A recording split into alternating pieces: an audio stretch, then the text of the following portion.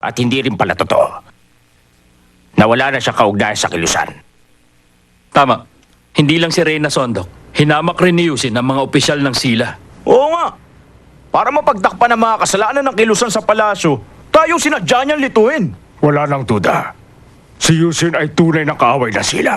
Dapat siyang pugutan ng ulo upang hindi na pamarisa ng iba. Sayang, nagtiwala pa naman sa kanya ang Reyna. Ngayon hintayin na lang natin kung ano ipaparusa sa kanya. Kailangan nating hingin sa Reyna na maging patas siya sa kasong ito. Hindi dapat umiral ang puso dito.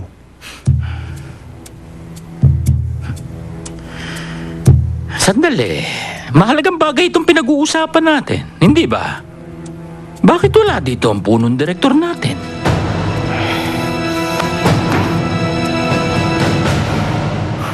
Wala rito. Kung ganun, ano yung nabasa rin ni Yusin? Hindi naman kaya talagang nagsinungaling si Yusin sa atin? Hindi. Hindi maaari sa ganung bagay.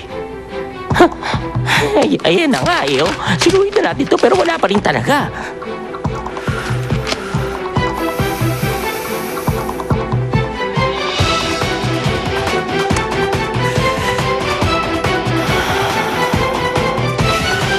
Kabahalan! Parusahan niyo si General Yusin! Papugutan siya ng ulo!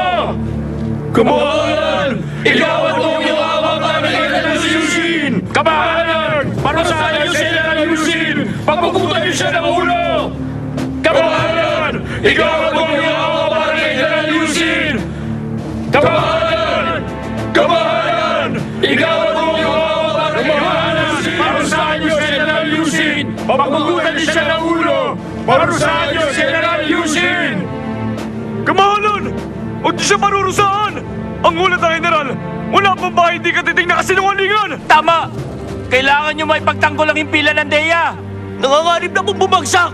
Ang hangganang bahay na sili sa kalaban, kamahalan! Papalapit na po ang panganib, kamahalan! Kamahalan! Kamahalan! Kamahalan!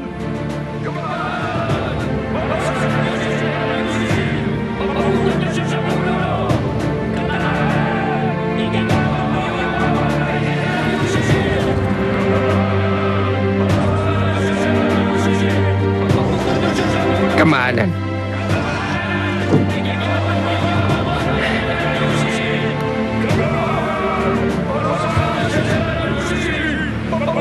Kamahalan. Yan nasa harap nyo. Ang kahilingan ng mga opisyal sa pamahalaan. Kamahalan. Lahat po, inaalala magiging kapalaran ni General Yusin.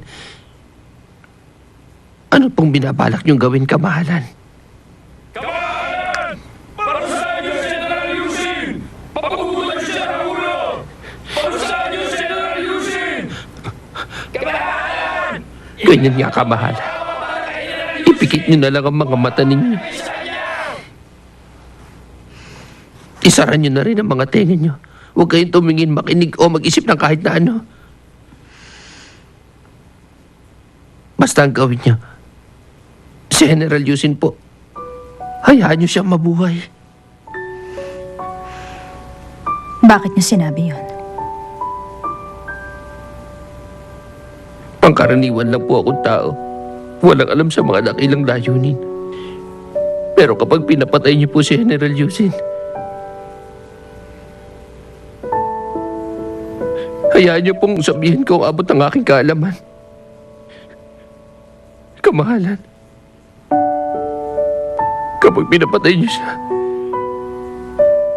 kayo po ang magiging masama. Dahil isang mabuting nilalang ang mawawala.